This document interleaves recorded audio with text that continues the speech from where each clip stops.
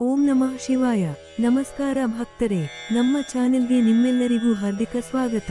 ಇಂದು ನಾವು ಬೆಂಗಳೂರಿನ ಅತ್ಯಂತ ಪವಿತ್ರ ಮತ್ತು ಅಪರೂಪದ ಶಿವಕ್ಷೇತ್ರಗಳಲ್ಲಿ ಒಂದಾದ ಶ್ರೀ ದಕ್ಷಿಣಮುಖ ನಂದಿತೀರ್ಥ ಕಲ್ಯಾಣಿ ಕ್ಷೇತ್ರದ ಇತಿಹಾಸ, ಮಹಿಮೆ ಮತ್ತು ವಿಶೇಷತೆಗಳನ್ನು ತಿಳಿದುಕೊಳ್ಳೋಣ.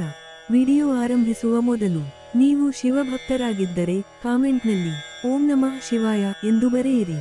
ಬನ್ನಿ ಈಗ ಈ ದಿವ್ಯ ಕ್ಷೇತ್ರದ ಪವಿತ್ರ ಯಾತ್ರೆಯನ್ನು ಆರಂಭಿಸೋಣ. ಈ ದೇವಾಲಯವು ಬೆಂಗಳೂರಿನ ಮಲ್ಲೇಶ್ವರಂ ಪ್ರದೇಶದಲ್ಲಿದೆ. ನಗರದ ಗದ್ದಲದ ಮಧ್ಯೆಯೂ ಈ ದೇವಾಲಯದ ಒಳಗೆ ಕಾಲಿಟ್ಟ ಕ್ಷಣದಿಂದಲೇ ಮನಸ್ಸಿಗೆ ಒಂದು ಅದ್ಭುತವಾದ ಶಾಂತಿ ಮತ್ತು ಭಕ್ತಿಯ ಅನುಭವವಾಗುತ್ತದೆ. ಈ ಕ್ಷೇತ್ರದ ಅತ್ಯಂತ ದೊಡ್ಡ ವಿಶೇಷತೆ ಎಂದರೆ ದಕ್ಷಿಣಮುಖ ನಂದಿ.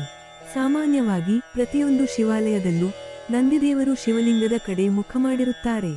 ಆದರೆ ಇಲ್ಲಿ ನಂದಿಯ ಬಾಯಿಯಿಂದ ನಿರಂತರವಾಗಿ ಹರಿಯುವ ನೈಸರ್ಗಿಕ ಜಲಧಾರೆ ನೇರವಾಗಿ ಶಿವಲಿಂಗಕ್ಕೆ ಅಭಿಷೇಕ ಮಾಡುತ್ತದೆ. ಈ ಅಪರೂಪದ ದೃಶ್ಯ ಸಾವಿರಾರು ಭಕ್ತರನ್ನು ವರ್ಷಪೂರ್ತಿ ಈ ಕ್ಷೇತ್ರಕ್ಕೆ ಆಕರ್ಷಿಸುತ್ತದೆ. ಸ್ಥಳೀಯ ಪರಂಪರೆಯ ಪ್ರಕಾರ ಈ ನೀರು ಭೂಗರ್ಭದ ನೈಸರ್ಗಿಕ ಬುಗ್ಗೆಯಿಂದ ಹರಿದು ಬರುತ್ತದೆ. ಅದರ ಕಾರಣದಿಂದಲೇ ಈ ಕ್ಷೇತ್ರವನ್ನು ನಂದಿತೀರ್ಥ ಅಥವಾ ಬಸವತೀರ್ಥ ಎಂದು ಕರೆಯುತ್ತಾರೆ. ಇತಿಹಾಸದ ಪ್ರಕಾರ ಈ ದೇವಾಲಯವು ಹಲವು ಶತಮಾನಗಳಷ್ಟು ಹಳೆಯದು. ಕಾಲಕ್ರಮೇಣ ಮಣ್ಣು ಮತ್ತು ಪ್ರಕೃತಿಯ ಬದಲಾವಣೆಗಳಿಂದ ಈ ದೇವಾಲಯ ಸಂಪೂರ್ಣವಾಗಿ ಮಣ್ಣಿನಡಿ ಹೂತು ಹೋಗಿತ್ತು. ಅನೇಕ ವರ್ಷಗಳವರೆಗೆ ಇದರ ಅಸ್ತಿತ್ವವೇ ಜನರಿಗೆ ತಿಳಿದಿರಲಿಲ್ಲ.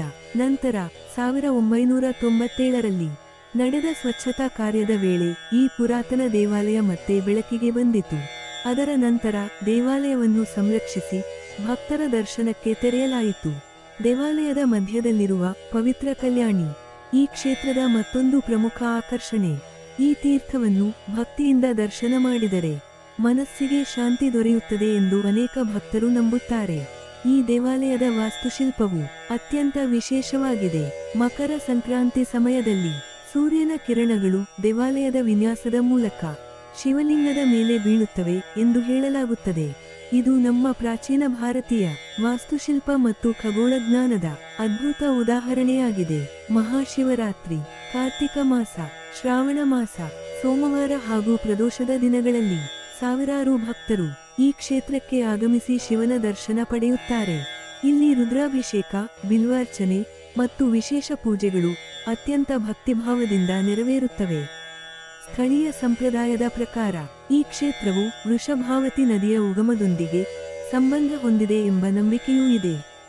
ಭಕ್ತರು ನಂಬಿಕೆಯಿಂದ ಶಿವನನ್ನು ಪ್ರಾರ್ಥಿಸಿದರೆ ಮನಃಶಾಂತಿ, ಧೈರ್ಯ ಹಾಗೂ ಕುಟುಂಬದ ಕ್ಷೇಮ ದೊರೆಯುತ್ತದೆ ಎಂದು ಭಕ್ತರು ನಂಬುತ್ತಾರೆ. ಈ ಫಲಗಳು ಧಾರ್ಮಿಕ ನಂಬಿಕೆಗಳಿಗೆ ಸಂಬಂಧಿಸಿದವು ಮತ್ತು ಪ್ರತಿಯೊಬ್ಬರ ಅನುಭವ ವಿಭಿನ್ನವಾಗಿರಬಹುದು. ಈ ದೇವಾಲಯದ ಸಮೀಪದಲ್ಲೇ ಕಾಡು ಮಲ್ಲೇಶ್ವರ ದೇವಾಲಯವು ಇರುವುದರಿಂದ ಅನೇಕ ಭಕ್ತರು ಎರಡು ಕ್ಷೇತ್ರಗಳ ದರ್ಶನ ಮಾಡುತ್ತಾರೆ. ಪ್ರಿಯ ಭಕ್ತರೇ, ಇಂತಹ ಪುರಾತನ ದೇವಾಲಯಗಳು ನಮ್ಮ ಸಂಸ್ಕೃತಿ, ನಮ್ಮ ಆಧ್ಯಾತ್ಮಿಕ ಪರಂಪರೆ ಮತ್ತು ನಮ್ಮ ಇತಿಹಾಸದ ಅಮೂಲ್ಯ ಸಂಪತ್ತು. ಅವುಗಳನ್ನು ಕಾಪಾಡುವುದು ನಮ್ಮೆಲ್ಲರ ಜವಾಬ್ದಾರಿ. ಈ ಮಾಹಿತಿ ನಿಮಗೆ ಇಷ್ಟವಾದರೆ ವಿಡಿಯೋಗೆ ಒಂದು ಲೈಕ್ ನೀಡಿ.